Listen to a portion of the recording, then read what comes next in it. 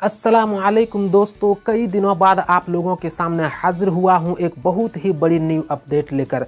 बकरा ईद के दिन कुर्बानी को लेकर मोदी सरकार ने एक बहुत ही बड़ा ऐलान कर दिया है। वो ऐलान आप लोगों को स्क्रीन पर दिखाऊंगा। देखने के बाद आप लोगों को लगेगा कि जिस तरह एनआरसी हो या अग्निपथ हो या किसान बिल हो, बिना सोचे समझे फैसला ले लिया गया था, उसी तरह इस बार बकरा ईद के दिन कुर्बानी को लेकर मुसलमानों के लिए बिना कुछ सोचे समझे मोदी सरकार की तरफ से ये ऐलान कर दिया गया है। वो ऐलान किया है, सबसे पहले मैं चाहूँगा आप लोगों को स्क्रीन पर दिखाऊं, उसके बाद ये बताऊंगा उस ऐलान को लेकर, उसके मुताबिक अगर मुसलमान लोग कुर्बानी देना चाहेंगे तो किस तरह मुसलमानों के अंदर परेशानियाँ आएंगे और कई मुसलमान कुर्बानी नहीं दे पाएंगे। और अगर थोड़ी सी भी अगर चूक हो गई मुसलमानों की तरफ से, जो गाइडलाइन जारी की गई है, अगर उल्लंघन हो गया तो कई मुसलमानों पर कड़ी कार्रवाई भी हो सकती है। तो सबसे पहले आप लोगों को दिखाऊंगा कि वो ऐलान किया है। आप अपने स्क्रीन पर देखिए, जो टाइटल है, जो हेडलाइन है, वो सबसे पहले पढ़कर सुनाना चाहता हूं। देखिए आपकी स्क्रीन पर, बकरा ईद पर घर या खुले में नहीं दी जा सकेगी कुर्बानी, आदेश का उल्लंघन करने पर होगी सख्त कार्रवाई। जब घर पर नहीं दे सकते, बाहर नहीं दे सकते खुले में, तो मुसलमान कुर्बानी देंगे कहाँ और किन लोगों पर कार्रवाई होने की बात हो रही है, वो भी आप लोगों को बताऊंगा। साथ ही साथ ये भी आप लोगों को पता चलेगा कि इस तरह का ऐलान करना, क्यों इस तरह ऐलान किया गया, वो भी आप लोगों को बताऊंगा। देखिए, कुर्बानी कहाँ देने को कहा जा रहा है? बूचड़ खानों में। देखिए साफ तौर पर देखिए, बूचड़ खानों के अलावा कहीं भी कुर्बानी नहीं हो सकेगी। और ये ऐलान, ये जो गाइडलाइन है, सिर्फ उत्तर प्रदेश के लिए नहीं बल्कि पूरे हिंदुस्तान के लिए है। केंद्र सरकार की तरफ से सभी राज्यों से ये कहा गया है कि कहीं भी खुले में कुर्बानी या घरों के अंदर कुर्बानी नहीं होनी चाहिए। तो इसी तरह कई बातें यहाँ पर लिखी हुई हैं। आप चाहें तो वीडियो रोककर जूम करके सभी बातें आप पढ़ सकते हैं।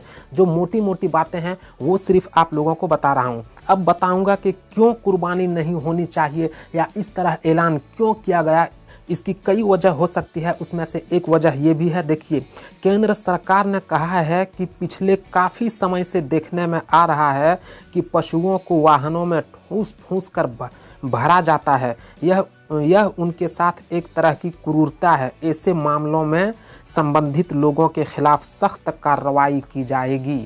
यानी ठूस ठूस कर जो गाड़ियों के अंदर भरा जाता है और बेचने के लिए ले जाया जाता है, तो सरकार की तरफ से ये कहा जा रहा है कि वो गलत है और जो इस तरह करेगा उसके खिलाफ सख्त कार्रवाई होगी। अब आप लोगों को बताना चाहता हूँ कि देखिए किस तरह मुसलमानों को परेशान किया जा रहा है। देखिए, पहले क्या कहा जा रहा था? सड़क पर नमाज नहीं होगी, खुले में नमाज नहीं हो सकती है। तो मुसलमानों ने मान लिया कि खुले में हम नमाज क्यों पढ़ें, सड़क पर नमाज क्यों पढ़ें। जाने लगे मस्जिद, मस्जिद के अंदर नमाज पढ़ने लगे। उसके बाद ये कहा जाने लगा कि ये मस्जिद कहाँ, ये तो पहले मंदिर था, तोड़कर मस्जिद बनाई गई है। तो इस तरह नमाज को लेकर मुसलमानों को परेशान किया जा रहा था।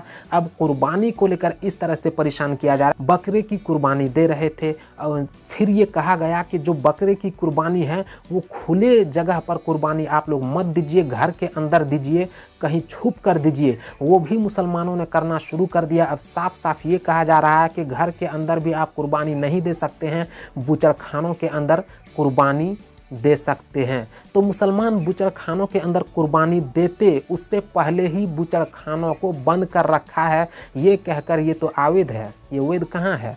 जिस तरह मस्जिद के साथ हो रहा है मुसलमानों को परेशान करने के लिए, उसी तरह अब कुर्बानी को लेकर मुसलमानों को परेशान किया जा रहा है। तो इसीलिए लोगों का ये कहना है कि मोदी सरकार जो फैसला जब लेती है तो बिना सोचे समझे लेती है। बाकी आप लोगों की क्या राय है कुर्बानी और इस ऐलान को लेकर? कमेंट में राय दीजिए। जो लोग नए आए हैं चैनल पर, चैनल को सब्सक्राइब करिए।